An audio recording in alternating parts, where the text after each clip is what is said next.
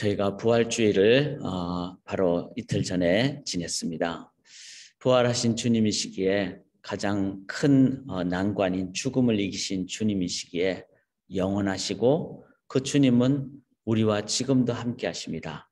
성령으로 함께 하시고 또 약속의 말씀으로 함께 하시고 그리고 다시 오실 그 주님께서는 우리를 보시며 간구하시는 함께 하시는 이끄시는 다시 오시는 주님이십니다.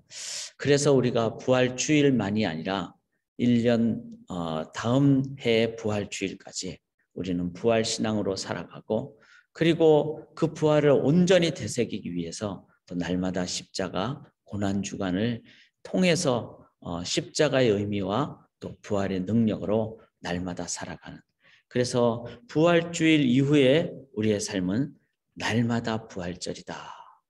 이것이 진정한 부활신앙을 우리가 바르게 이해하고 실천하는 것이라고 믿습니다.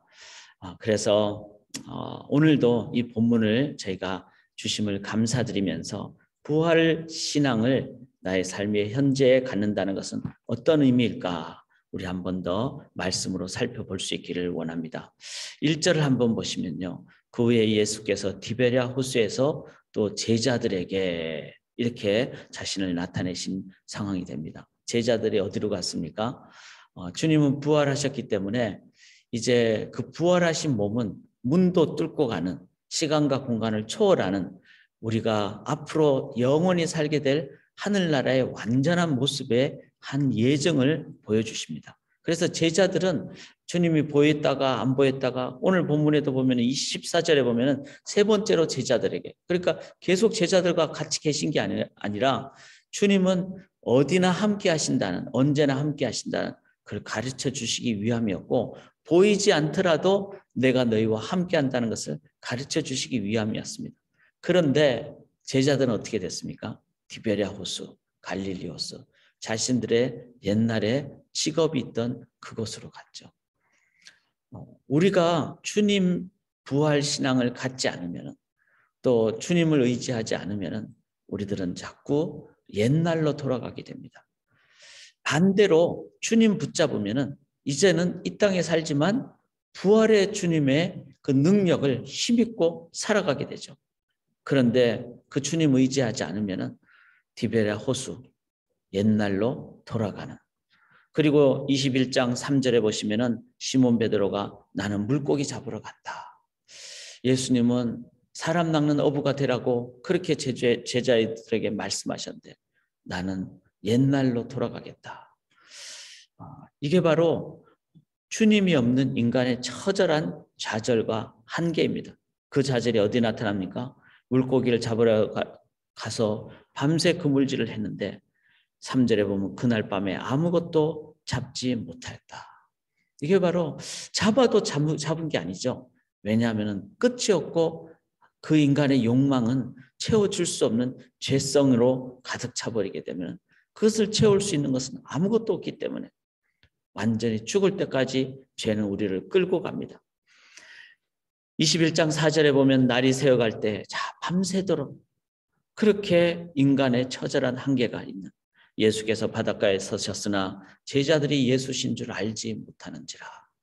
그들의 영적인 민감함은 떨어지고 맙니다. 왜냐하면 부활하신 주님을 믿는 신앙이라 해야 되는데, 그러면 주님 어떻게 되죠? 문도 뚫고 오시고 또 시간과 공간을 초월하는 그 능력의 몸이시니까 안 보여도 주님은 함께 하신다는, 그리고 물고기를 잡는 것이 아니라 진정한 인생의 목적을 붙잡고 나아가야 되고, 그 주님 의지했을 때 영적인 눈이 밝아지면은 안 보여도 계시고 우리의 목적은 사람을 향해서 나아가는 것이고 또 주님은 지금도 함께 하신다는 그 영적인 자세를 가져야 되는데, 부활신앙을 그 다음에 갖지 못하게 됐을 때 그들은 예수를 알아보지도 못하는 영적 둔감함에 빠져버리게 됩니다. 사랑하는 여러분, 부활주일 이후로 우리가 어떻게 사시겠습니까?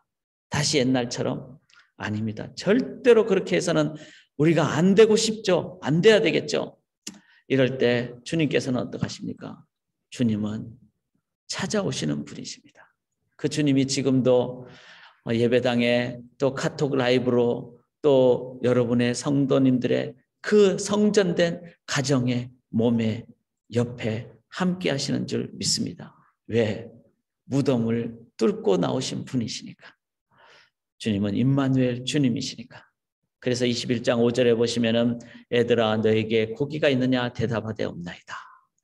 참 한글 번역이 재밌게 했죠. 얘들아. 이 파이디온이라는 이 표현은 뭐 어린이들에게 하는 표현이기도 하지만 가장 친근한 그 표현입니다. 그래서 제자들을 향해서 정말 마음이 담긴 주님의 마음. 저는 이 애들아 이 한마디가 우리 성도님들의 오늘 이 새벽에 귀에 울리기를 원합니다. 예수님 마음에는 어떨까요? 3년 6개월 동안 그렇게 정말 온 전심을 다해서 제자 훈련을 시켜놨는데 그런데 십자가 진다는 얘기하셨을 때 다 떠나버리고 또 부인하고 배신하고 그런 제자들을 보면은 주님께서는 어떤 마음이셨을까요? 부활하자마자 찾아가가지고 이놈들 어디 있어? 그러면서 막 인간으로 생각하면은 야단치시고 혼내시고 내가 너네들 그럴 줄 몰랐다. 내가 어떻게 양육했는데. 그러나 주님은 우리의 아버지 하나님, 삼위일체 하나님, 우리의 주님, 끝까지 우리를 함께 하시는 주님. 그래서 이렇게 영적 둔감한 제자들을 향하여 얘들아 이렇게 말씀하십니다. 참 주님은 지금도 우리가 낭망하고 좌절할 때가 있죠.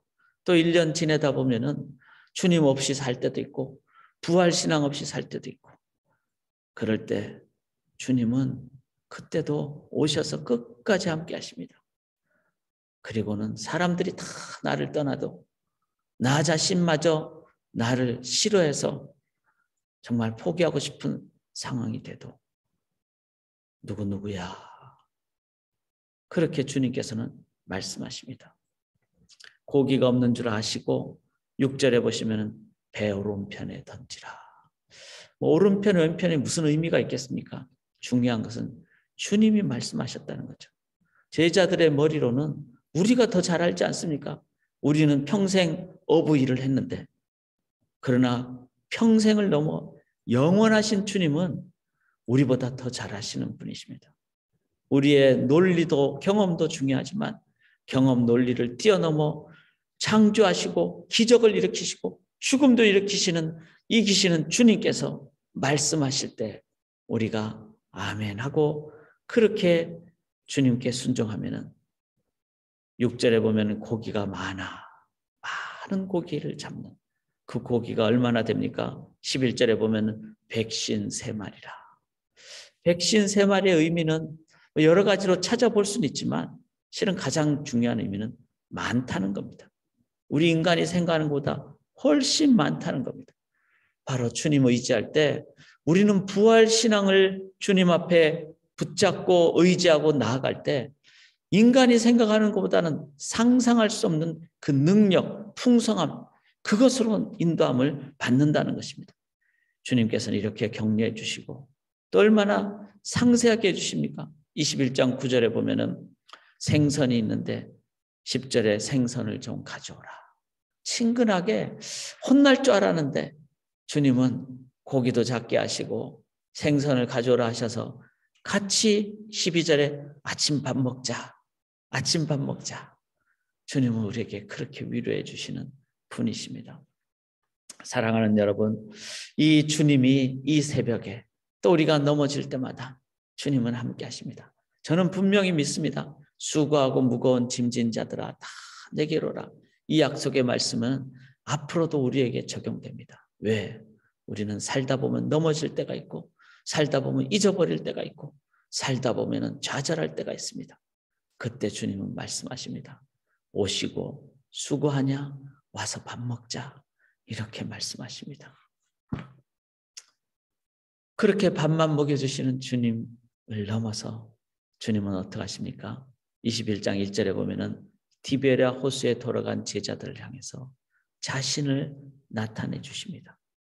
그리고 나타내 주실 뿐만 아니라 여기 11절에 보면은 그 배에 그물에 큰 고기가 153마리나 됐는데 이 양은 상상을 초월할 만큼 실은 상황보다는 많은 양입니다. 평상시보다는. 그런데 11절에 이렇게 표현하죠. 그물이 찢어지지 아니하였더라. 참 이 표현을 요한이 왜 넣었을까요? 그물이 당연히 찢어질 만큼 많았다 이러면 더 좋은 표현이잖아요. 그런데 왜 그물이 찢어지지 아니하였다 이 말을 넣었을까요? 그것은 이제는 단순한 물고기가 아니라 하나님의 그 형상을 창조할 때 함께 입은 영혼들을 얘기합니다. 그 영혼들은 한 영혼이라도 놓칠 수 없다는 거죠.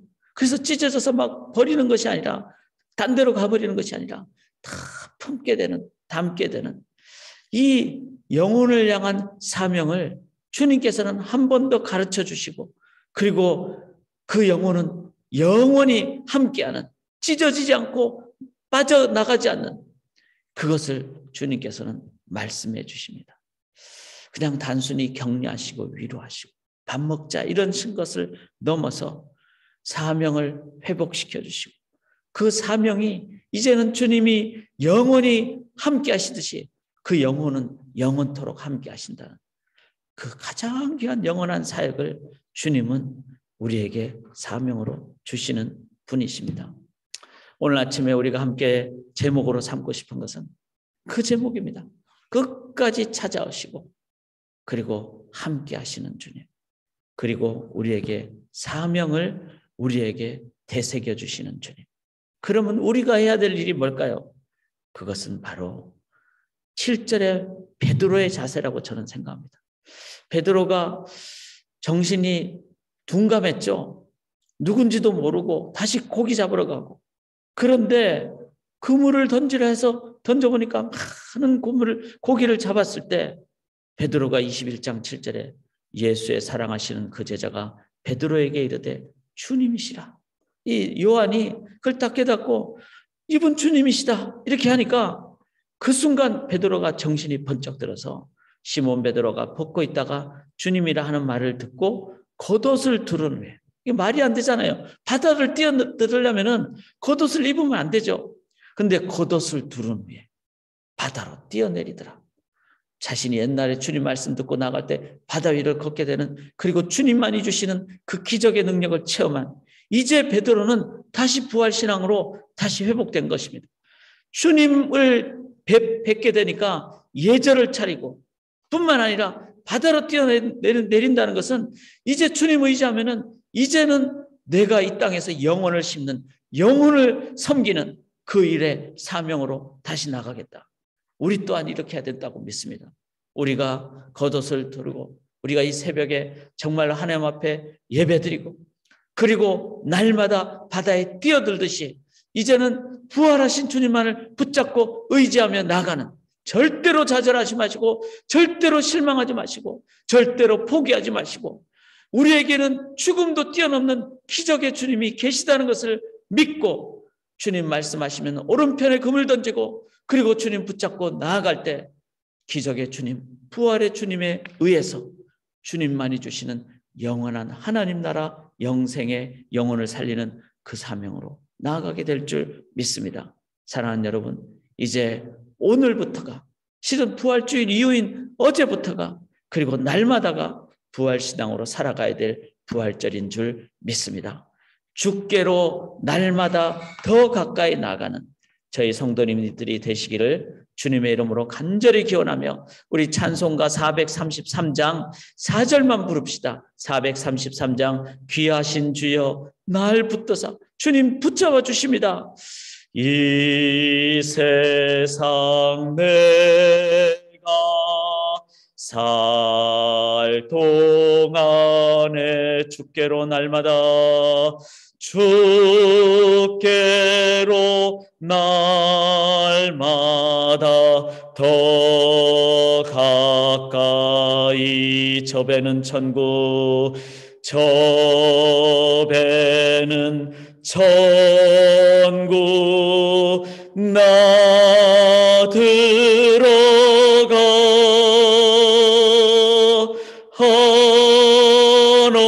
한없는 복락을 다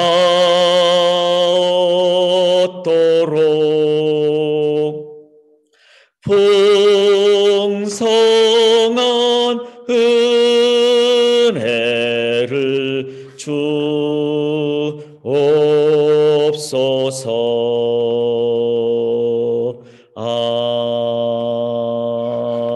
아멘.